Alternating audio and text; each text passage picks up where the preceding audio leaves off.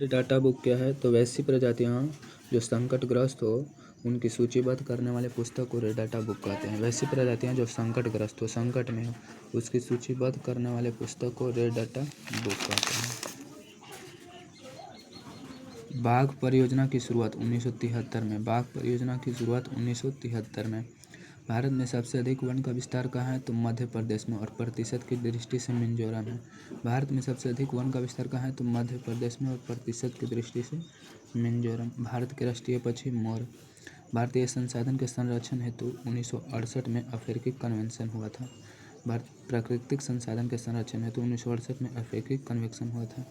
भारतीय वन जीव बोर्ड का गठन 1952 में। भारतीय वन जीव बोर्ड का गठन 1952 में। वन जीव सुरक्षा एक्ट 1972 में। वन जीव सुरक्षा एक्ट 1972 में।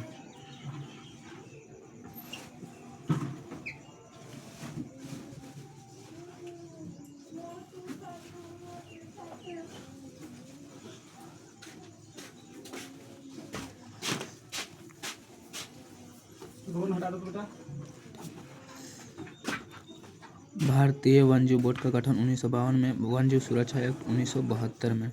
कैंसर। भारतीय वन जीव बोर्ड का गठन कब किया गया था? तो 1952 में। और वन जीव सुरक्षा एक्ट कब हुआ? तो 1972 में। कैंसर का किसका उपयोग होता है? तो टेक्सोल में कैंसर का उपयोग होता है। मलेरिया में किसका प्रयोग होता है? क्यूनाइन का।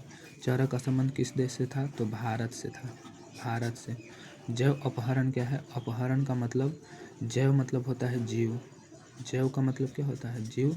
अपहरण का मतलब होता है समाप्त होना। यानी कि पृथ्वी पर कुछ ऐसे जीव आए जो अब क्या हो गए? लुप्त हो गए, अपहरण हो गए। तो हम कहेंगे कि प्राकृतिक जनित यानी कि जो प्राकृतिक द्वारा जीव हो, प्राकृतिक जनित तथा करोड़ों वर्षों के विकास की क्रिया में स्थापित आनुवंशिक गुणों में हेराफेरी को जैव अपहरण कहते हैं। प्राकृतिक जनित करोड़ों वर्षों के विकास की क्रिया में स्थापित आनुवंशिक गुणों के हेराफेरी में जैव अपहरण कहलाता है। बाघ परियोजना की शुरुआत 1973 में। बाघ परियोजना की शुरुआत 1973 में।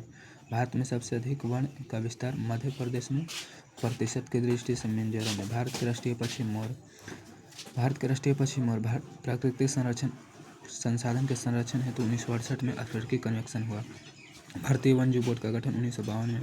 वन जीव सुरक्षा एक्ट 1972 में। कैंसर का किसका उपयोग होता है? टेक्सोल का। मलेरिया में किसका उपयोग होता है? क्यूनाइन का। चारा का संबंध किस देश से? भारत से। जैव अपहरण क्या है? तो हम कहेंगे प्राकृतिक जनित करोड़ों वर्षों के विकास की क्रिया में स्थापित आनुवंशिक गुणों में हेराफेरी को जैव अपहरण कहते हैं।